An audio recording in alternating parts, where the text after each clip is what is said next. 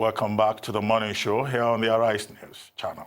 Joining us now to review some of the headlines of today's newspapers from around the world is Arise News analyst Emmanuel Ohi Odiai. I used to Emmanuel. That means his vacation is over. He will soon be here, I'm sure. Over. So sorry about that. No problem, no problem. Move on straight to these day newspapers. The top headline across all major papers today in Nigeria. A letter from the president with 2020 says Nigeria's decade. According to the letter, which is on the front page of This Day and other major newspapers, quoting the president, Muhammadu Buhari, says, elections are the cornerstone of our democracy. I salute the commitment of the millions who voted in peace last February. I understand very well the frustration our system has in the past triggered. I will be standing down in 2023. I will not be available in any future elections. Doctor. Well, you know, earlier on we had reviewed the president's speech when we were taking the president's message when we were taking the headlines. But first, we have another opportunity now. And it's good to see the president's message on the front pages of at least 4 papers. This Day, The Nation, The Guardian, Daily Trust, I'm sure it's all from or the Sun, Independent, everywhere. Tribune. So when I saw this, I said, well, looks like the president is also writing a front page editorial. Exactly. Like Punch. And to remind everyone that his correct title is President of the Federal Republic of Nigeria and Commander-in-Chief of the Armed Forces. But that's on the lighter side. I think, as I said earlier on, the president here has given a highly inspirational message. He's talking about 2020 being the beginning of a decade of hope, optimism, and immense possibilities for Nigerians. And I think that's the best note on which we should start the year, about hope, optimism. I said earlier also that he has used the opportunity of his message to remind us of the 3 major pillars of his administration, on the basis of which Nigerians voted for him in 2015 and again in 2019. That's the war against corruption, strengthening the economy, and also ensuring national security. And he dwelt heavily on the issue of security, where he refers to equipping the armed forces, and also where he talked about the Ministry of Police Affairs that has just been re-established, and how that ministry is carrying out reforms that will strengthen the capacity of the Nigeria police to be able to ensure the safety of lives and property. The president used that phrase, the importance of safety of lives and property. And I think that that is something that will resonate with a lot of Nigerians, considering the challenges we've been having with banditry, kidnapping, insurgency, armed robbery, ritual murder, which also has become something of a serious concern in Nigeria. But even more importantly, the president in this message talks about collaboration with states, state governments, and other stakeholders. And that's something he's always said, the need for collective responsibility, for cooperation. And, that's important. Then, of course, the latter part of the speech dwells heavily on infrastructure, including housing, including extra-voice gas pipeline, including the rehabilitation of routes, and, disaster management. So I think as far as speeches go, it's a very brilliantly put together speech, Exactly. or message. Yeah. And Aaron, like. the fact that he made that categorical statement, of course, Gabriel Shehu and the spokesman have spoken on it, but now he's saying it categorically, I will stand down in 2023.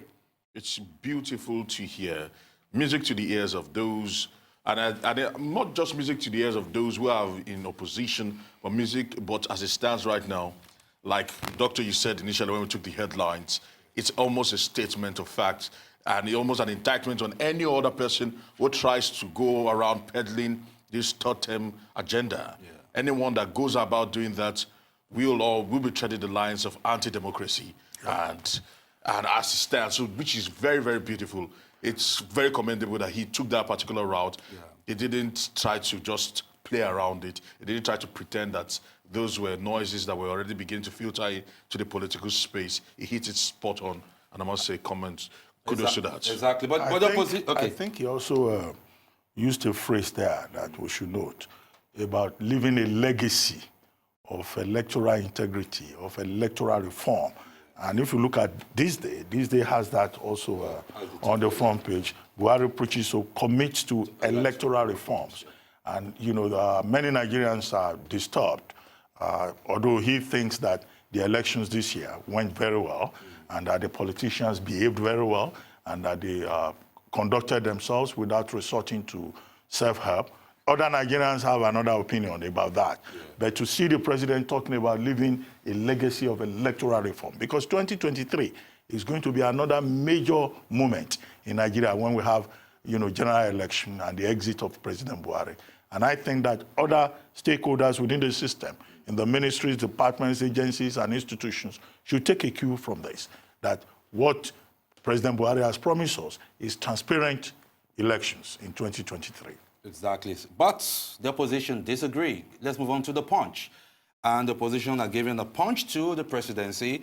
The top headline, the Punch says, APC lapons PDP as Atiku knocks FG for economic woes. According to that report, the People's Democratic Party and its presidential candidate in the last election, Alhaji Atiku Abubakar, has clashed with the APC on the achievement of President Buhari in 2019. Of course, Punch using the word regime. Atiku, in a statement in Abuja, described 2019 as an unsuccessful year, said Nigerians face increasing insecurity, rising unemployment, and economic hardship in the year. But the APC says Buhari has achieved a lot after 16 years of PDP's failure. So the debate is on, Aaron. PDP versus APC, taking a look at the achievement of the president against that of the PDP. When you look at that, that is very, very critical and it's very expected. But the point is this, there's a massive disconnect between what the APC say they've done and what the Nigerians on the streets will say they have actually seen as dividends of democracy in 2019. And as much as the federal government, time and time again, would always come out and reel out all the achievements, if the achievements are not being felt by the everyday man on the streets, then questions about the dividends of democracy or achievements will always be brought up time and time again. Well, in any case, I do not think that we will at any time expect that the assessment of the performance of the sitting government by the opposition would strike the same note as the sitting government assessing itself. But what is important is that all shades of opinion are welcome, as Nigerians and observers assess Nigeria in 2019. Exactly.